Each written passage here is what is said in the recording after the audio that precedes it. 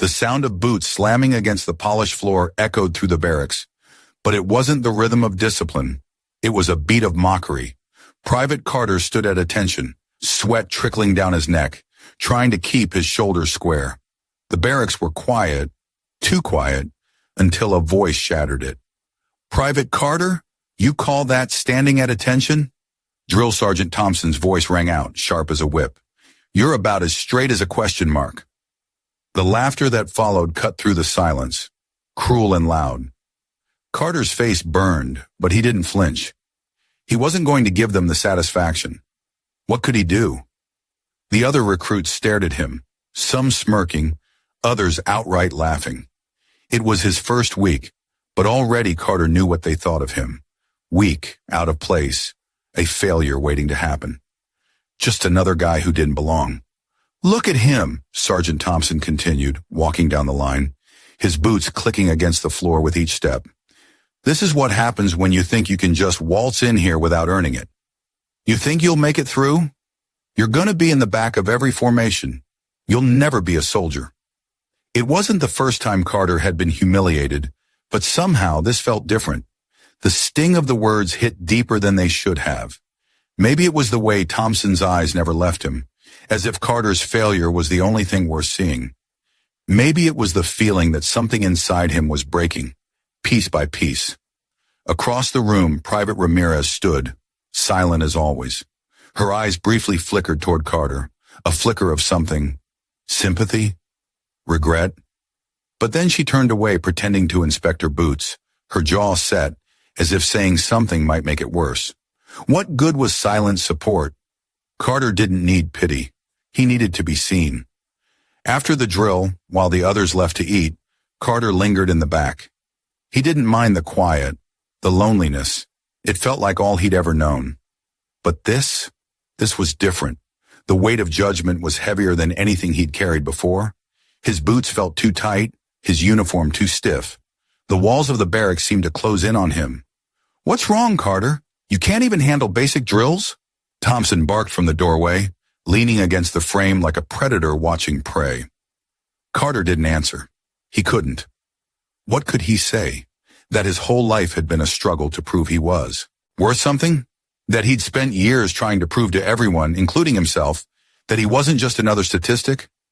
He took a breath, squared his shoulders, and silently went to the chow hall. No one spoke to him. The food tasted like sawdust. The days bled together, each one a repeat of the last. Drill after drill, day after day. The barracks felt colder, the pressure building with each passing moment. Carter pushed himself harder, run faster, lift more. But it never felt enough, never strong enough, never fast enough. Not for Thompson, not for anyone. And then one night after lights out, Carter sat on the edge of his bunk, staring at the ceiling. The sound of the barracks settling was the only noise. The other recruits were asleep, but Carter was wide awake. He felt every bruise, every scrape from the day's training. But he also felt something else, a fire. It was buried deep, smothered by the weight of expectations and humiliation, but it was there. It was small, barely a flicker, but it was there. Maybe I'll never be the best, he thought to himself, but I'll be damn sure they know my name.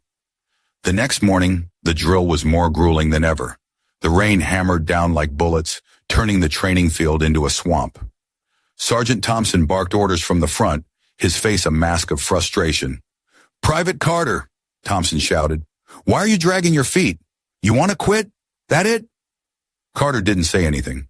He just kept moving, one foot in front of the other, through the mud, through the cold, through the pain. His boots squelched with every step, but he didn't stop. Not this time. There was a small change, a shift. The other recruits, the ones who had laughed at him before, now kept their distance. They didn't mock him, at least not out loud, but the air between them was thick with judgment. Carter didn't care. He kept going. And Ramirez, she noticed. She always noticed. She didn't say anything, but Carter saw the way her eyes lingered on him during the rain drill, the slightest nod of approval when he finished a lap, even though Thompson had pushed them all harder than any of them thought they could go. He was doing this for himself now, for his own dignity. But the biggest challenge still lay ahead. He had no idea what would happen, but Carter knew one thing for certain. This wasn't the end of it. What's next, he wondered. What happens when they see I'm not the failure they think I am? The question hung in the air like the last drop of rain before the storm breaks. And Carter? He was ready to face it. If this story resonates with you, don't forget to hit the like button and subscribe to the channel so you won't miss the next chapters of this journey. The days passed like a slow march. Carter felt the weight of every minute, every second dragging behind him. The air was thick with expectation, and the constant strain of trying to prove himself gnawed at his insides. But somehow, he kept going. Every drill, every punishment, every late-night session trying to catch up, it all felt like one long test he wasn't sure he'd ever pass.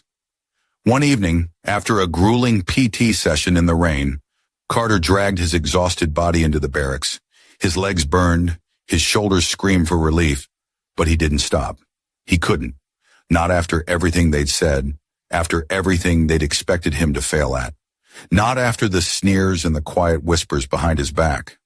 The barracks were eerily quiet, most of the recruits already in their bunks, trying to sleep. Carter sat on the edge of his bed, looking down at his hands, soaked and raw from the day's work. He didn't need to see the others. He could feel their eyes on him. They were still judging him. That wasn't going to change overnight. "Private Carter," a voice broke the silence. It was Sergeant Miller, the man who had been relentless from day one. The mocking tone in his voice was impossible to miss.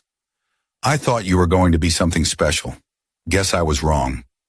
Carter didn't look up. He didn't need to hear it again.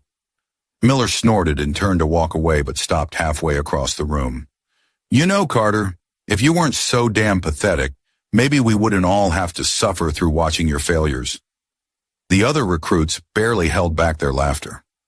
Carter felt the familiar heat rise in his chest, but he forced himself to breathe. It was better to keep quiet. That's what they wanted, right? A reaction. He wouldn't give them the satisfaction. Private Ramirez was in the corner, sitting on her bed, flipping through a notebook. She had always been distant, always keeping to herself, but Carter had noticed the way her eyes lingered on him sometimes. He wasn't sure what it meant. Was it pity? Sympathy? Either way, it didn't matter. She hadn't stood up for him when they tore him down. She never did. Carter let out a shaky breath. It was just another day. Just another drill to get through. It felt like that was all his life was now.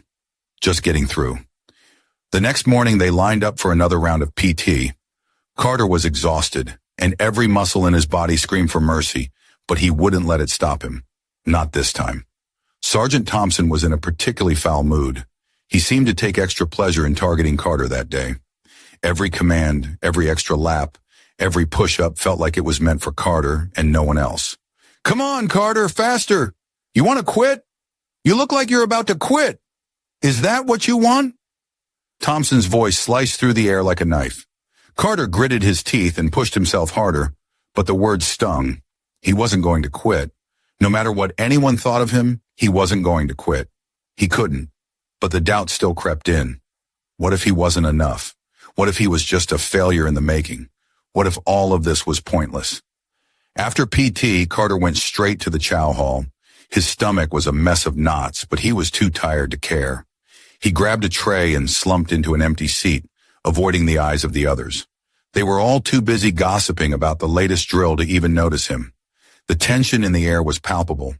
Carter could feel it even if no one said a word. The others were still treating him like he was the weakest link. "Private Carter," came a voice. It was Private Johnson, a recruit who had made it his personal mission to make Carter's life harder. "What's the matter? You still trying to keep up? You know you'll never make it, right?" Carter's heart pounded in his chest. He opened his mouth to respond, but the words caught in his throat. He couldn't even look him in the eye. He just nodded and shoved the spoon into his mouth, trying to ignore the bitterness that threatened to spill over. Then out of the corner of his eye, Carter saw Ramirez. She was sitting at the far end of the table, her eyes locked on him. She hadn't said anything, but there was a look in her eyes, something like regret. Or maybe it was guilt. Carter shook his head. It didn't matter. Not anymore. The days continued to blur together, each one a repeat of the last. Carter kept pushing, kept fighting against the exhaustion, the isolation, and the ridicule. But something inside him was shifting. It was during a night drill, just a few days later, that everything changed. They had to do a night navigation test, find their way through a course, using only the compass and their map. The problem was, Carter had never been good with navigation, not in the least, and he was sure that everyone knew it. He wasn't the only one struggling. In fact, most of the recruits were having a hard time. But when Sergeant Miller saw Carter fumble with the map, he couldn't hold back his laughter. "Look at this, everyone. Carter can't even read a map. This is the guy you think is going to make it?" Miller scoffed, his voice dripping with sarcasm. Carter felt the weight of their eyes on him. It was as if the entire world had come crashing down. He was the failure. He was the weak link. But then something inside him snapped. Without thinking, he grabbed the map out of Miller's hand and shoved it into his own pack. He began moving, slowly at first, stumbling, unsure. But then something clicked. He focused on the compass, recalibrating his sense of direction with each step. His mind raced as he processed everything, every detail, every marker, every piece of terrain. And then it happened. He reached the checkpoint, the first recruit to do so. He wasn't supposed to be first. He wasn't supposed to be anything but the last. But here he was, standing at the checkpoint, looking back at the stunned faces of the others. Ramirez was there too, her eyes wide with disbelief. She didn't say a word, but her look was enough. Carter stood tall, chest heaving, sweat soaking his uniform. He had done it. He had proven them wrong. Sergeant Miller stared at him in shock, his mouth open, trying to find the words to tear him down. But he couldn't. For the first time, Carter felt what it was like to be respected, not just for surviving, but for thriving. The drill wasn't over, but Carter didn't care. He had won, and that somehow was enough. If this story resonates with you, don't forget to hit the like button and subscribe to the channel so you won't miss the next chapters of this journey. It was supposed to be just another drill, another day of proving himself, of enduring the constant pressure, of fighting to survive. But something was different today. Carter could feel it in the pit of his stomach. Maybe it was the way the other recruits were eyeing him, like they were just waiting for him to slip up. Or maybe it was the way Sergeant Thompson was looking at him, a little too closely, as if he knew something was coming. The drill was simple enough. The squad would navigate through a dense forest area, carrying all their gear, setting up a mock perimeter and returning without getting lost. Easy for the others. Easy for anyone who wasn't Carter. But Carter had learned a lot since that night navigation test. He had learned to keep his mind sharp, to push through the exhaustion. He wasn't the same kid who had fumbled with a map just a few weeks ago. Now he could navigate through the trees like a soldier who had been trained for years. Still, he kept that to himself. He wasn't about to give them another chance to laugh. "All right, listen up," Sergeant Thompson barked. "We're moving out in 15. I want everyone to stay in formation, stay sharp. Don't let me catch anyone slacking. That means you, Carter." The others glanced at him, and he could feel the weight of their gazes. He didn't flinch. Not this time. He was done being the joke. He wasn't going to fall apart again. Not today. The group began moving out, and as they entered the woods, Carter's mind clicked into gear. Every step he took was calculated, precise. He kept his bearings, watching the trees, the terrain, the markers. He was in control. At least he thought he was. Half an hour into the drill, the unexpected happened. "Private Carter," Thompson called from behind him. Carter's heart skipped. He kept walking, but Thompson's voice rang out again, louder this time. "Private Carter, where do you think you're going?" Carter's breath hitched. He hadn't done anything wrong. He was just following the course. But something felt off. The hairs on the back of his neck stood up. He turned, trying to keep his composure. "Just following the route, Sergeant." Thompson's smile was like a predator spotting prey. "You call that following the route? You're lost, Carter. I can see it in your eyes. You have no idea where you're going, do you?" Carter's stomach churned. There it was again. The doubt, the ridicule. Thompson was baiting him, trying to get him to crack. But Carter couldn't afford to crack. He had come too far. He couldn't let it happen now. "No, Sergeant," Carter said, forcing the words out. "I'm not lost." Thompson's face twisted into a sneer. "You know, Carter, I don't know why I even bother with you. You're not cut out for this. Just turn around and go back to the starting point. This is too much for you." The others were watching. Carter could feel their eyes on him, waiting for him to fold. They were waiting for him to fail, but he wouldn't. He couldn't. "Sir, I'll finish the course," Carter said, his voice steadier than he felt. He turned and started walking again, trying to drown out the sounds of Thompson's voice behind him. But then it hit him. The one thing Carter had feared the most. The part of the drill no one had warned him about. The one thing that could derail everything. The equipment failure. Carter's radio crackled and popped. His earpiece buzzed with static. He reached up to adjust it, but the signal was gone. The rest of the squad was too far ahead to hear him. He was alone in the woods with no backup, no way to communicate with the rest of the team. It wasn't supposed to happen. Not to him. Not after all he'd been through.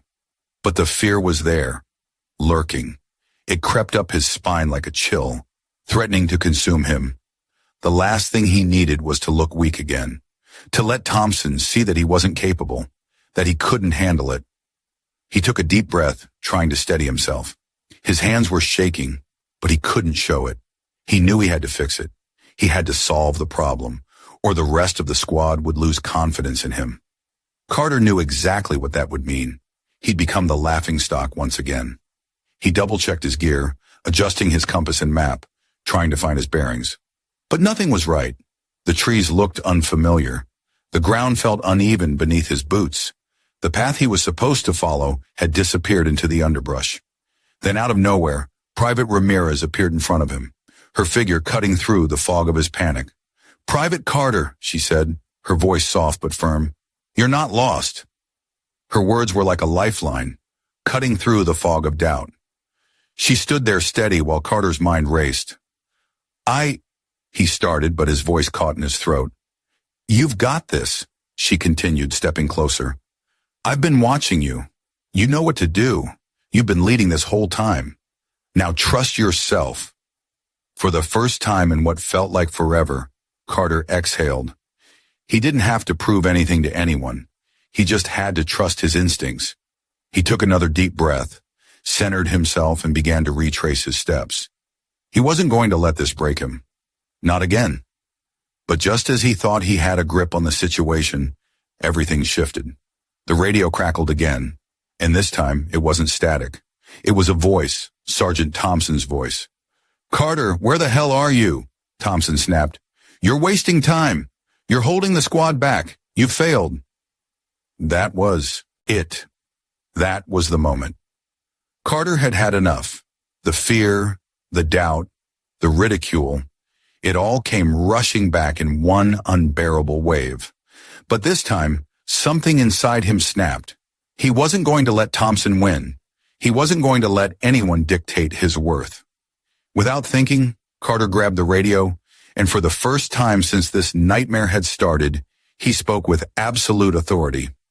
"Sergeant Thompson," he said, his voice clear, steady, and stronger than he had ever felt.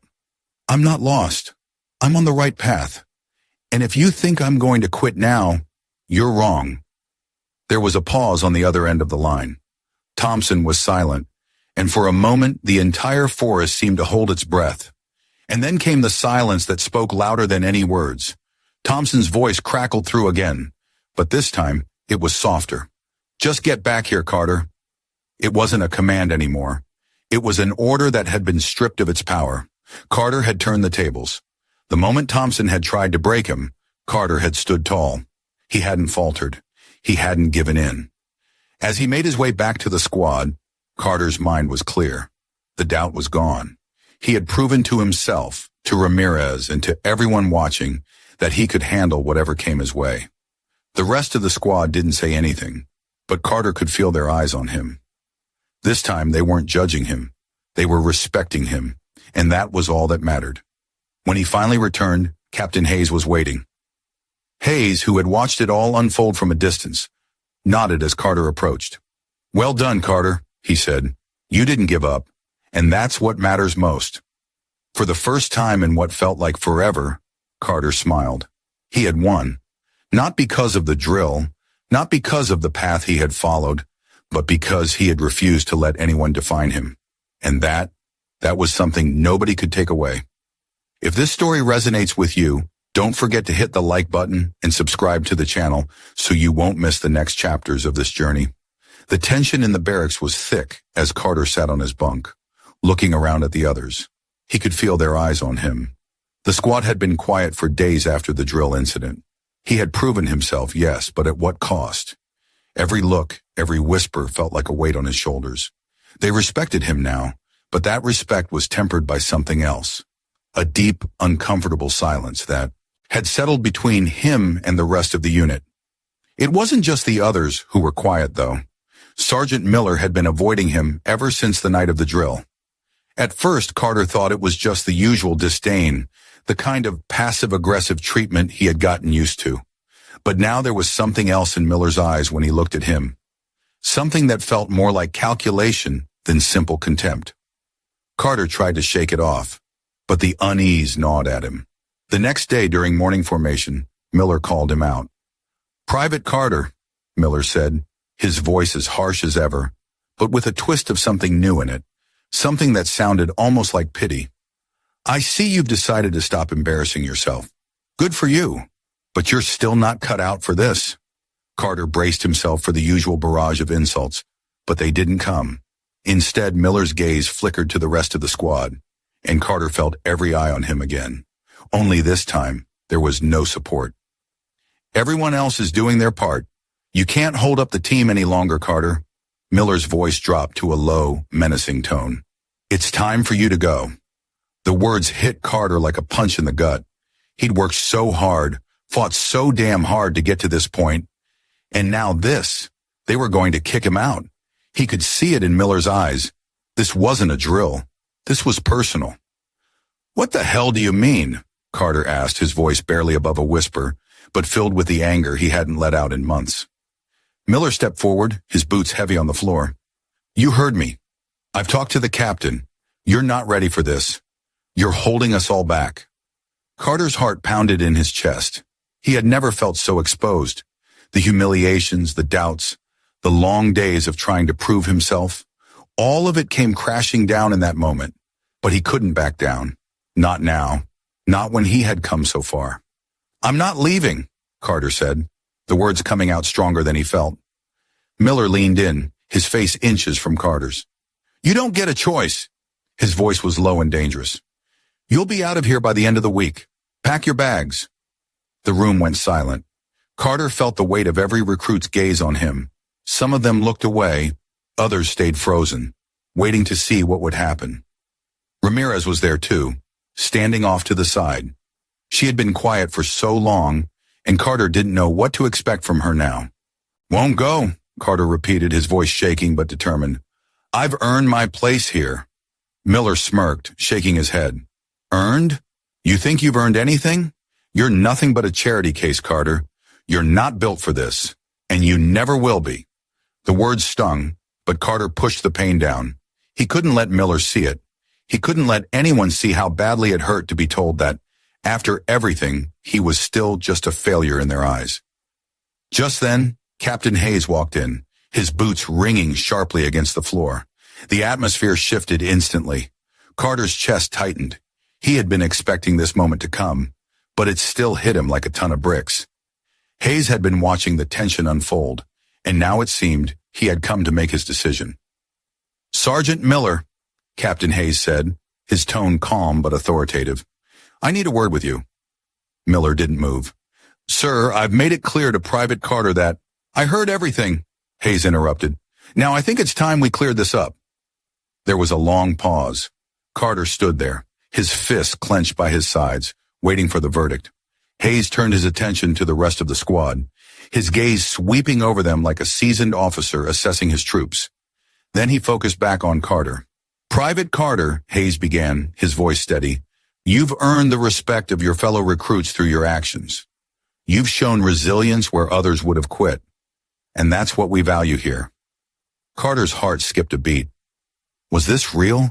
Was Hayes actually going to stand up for him? Miller's face twisted with frustration, his fists clenching at his sides. Sir, with all due respect, this man, this recruit, isn't ready. He's a liability. He can't keep up.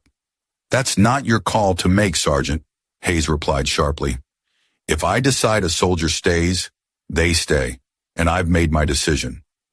The tension in the room was suffocating. Carter could feel his pulse pounding in his temples, his breath shallow.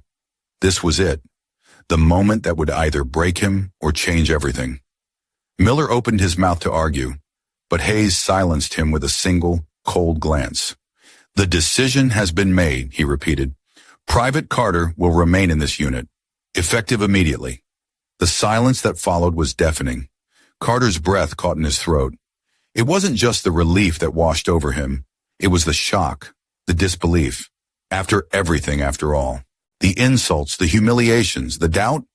He had done it. He had proven that he was stronger than they thought. Miller stood there, seething, his jaw clenched tight. You'll regret this, sir, he muttered under his breath. Get out of my sight, Sergeant, Hayes ordered, his voice low and final. Miller didn't say another word. He turned sharply and stormed out of the room, leaving the squad in stunned silence. Carter exhaled slowly, the weight of the moment finally sinking in. The power had shifted. For the first time, he wasn't the one being pushed around. He wasn't the one being told he wasn't enough.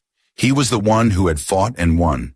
As the rest of the squad gathered their things, heading out of the room, Private Ramirez stepped forward. She didn't say anything, but she didn't have to. Her look said it all. She had seen it. She had witnessed Carter's rise, and for the first time, he didn't feel like the outcast. He didn't feel alone. If this story resonates with you, don't forget to hit the like button and subscribe to the channel so you won't miss the next chapters of this journey. The morning sun broke through the barracks windows, casting a soft light over the room. Carter stood at attention, his boots perfectly aligned with the floor tiles. The weight of the past few days had settled into his bones, but for the first time in a long while, he felt something different. Peace. The fire that had burned so fiercely inside him. The anger, the hurt. It was still there, but it was no longer the driving force. What drove him now was something quieter, steadier. His place in this unit wasn't earned through words or promises. It was earned through every drop of sweat, every bruise, every moment of doubt he had overcome. Sergeant Miller was nowhere to be seen. The last time Carter had seen him was right after the confrontation with Captain Hayes. Miller had walked out, and nothing had been said since. Carter had expected more. Maybe more ridicule. Maybe more attempts to undermine him. But there was nothing. The silence was almost unbearable. As Carter walked into the chow hall, his mind wandered to the past. He remembered his first days here. Awkward, humiliated, constantly under the thumb of every drill instructor, every fellow recruit. He remembered the looks, the whispers, the feeling of not belonging. But now he was different. He grabbed a tray and sat at an empty table, his usual spot. The others were already talking, some laughing, some talking about the upcoming drills. For once, no one looked at him with pity or scorn.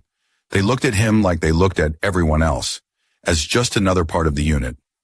Then out of nowhere, Private Ramirez approached, carrying her tray. She didn't sit right away. She paused, looked at Carter for a moment, and then sat down beside him. You did good, she said, her voice quiet but sincere. Carter didn't know what to say.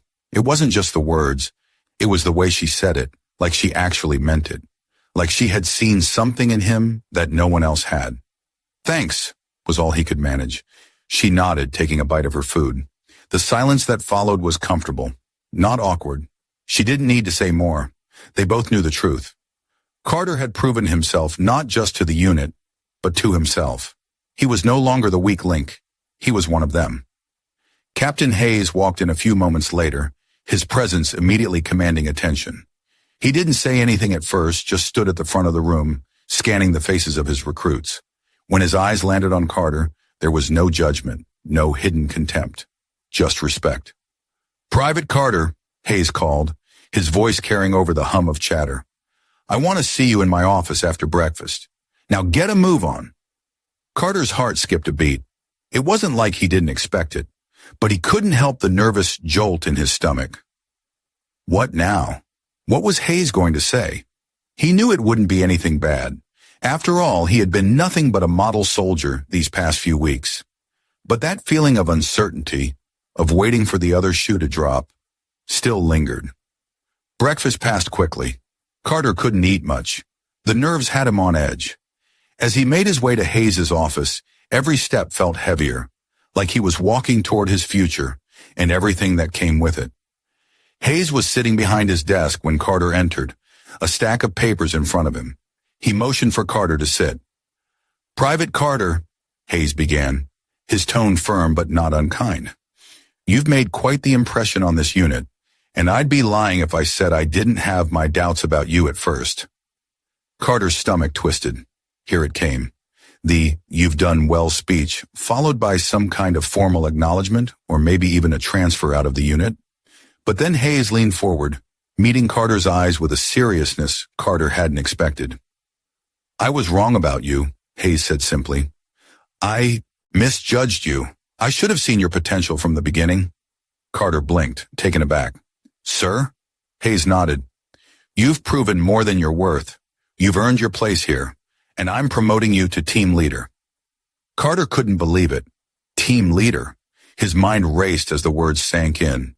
It was the role he had been fighting for since day one, the role he had dreamed of but never thought he could actually have. The words felt surreal. "You've earned the respect of your fellow soldiers, and more importantly, you've earned my respect," Hayes continued. "Take it, lead your team, prove that you can do even more." The weight of the words hit Carter like a tidal wave. For the first time in his life, someone had seen him, not as the weak link, not as the charity case, but as a leader. His hands trembled slightly as he straightened up, his chest swelling with pride. "Yes, sir. I won't let you down." Hayes smiled, a small but genuine smile. "I know you won't." As Carter left Hayes's office, a sense of calm settled over him.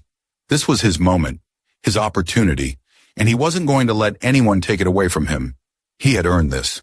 When he returned to the barracks, the squad was already gathered for the daily briefing. As he entered, all eyes turned to him, but this time, there was no mockery, no silent judgment. There was respect. And in that respect, Carter found his place. He wasn't the same recruit who had walked in a few months ago. He wasn't the same person who had fought just to survive. He was a soldier now, a leader, and he had earned it. For the first time in a long while, Carter smiled to himself. This was just the beginning. If this story resonates with you, don't forget to hit the like button and subscribe to the channel so you won't miss the next chapters of this journey. The final formation of the day stood beneath the American flag, its stars and stripes rippling in the wind, a symbol of all that Carter had fought for. The squad lined up, their faces serious, but a subtle shift in the air told the story. Sergeant Miller, once the source of so much pain, stood at attention and gave Carter a small, respectful nod. A simple gesture, but one that spoke volumes. Carter held his head high, eyes steady, feeling the weight of everything he had overcome. He was no longer the outcast. He was no longer the failure. He had earned his place in the respect of those around him. As the formation broke, the squad began to disperse, but Carter didn't move. He stood there looking up at the flag, letting the moment settle in. It wasn't just about surviving anymore. It was about knowing that he had fought for his dignity, that he had reclaimed his honor in the face of injustice. That, in the end, was what mattered most. The lesson is simple, but powerful. No matter how many times you get knocked down, no matter how many people doubt you, you don't give up. You don't let their words define who you are. You keep pushing, keep fighting, and eventually you'll stand tall. You'll earn your place, not by the validation of others, but by your own strength and resilience. What doesn't kill you makes you stronger. And sometimes the hardest battles are the ones you fight within yourself, the ones that test your will to rise again after every fall. Now I want to hear from you. Have you ever had to fight through doubt, prejudice, or injustice? Drop your thoughts in the comments below. And if this story touched you, give us a like to show your support. Don't forget to subscribe for more stories like this. Stories that remind us all of the strength we carry inside. Take care, stay strong, and remember we're all in this together. And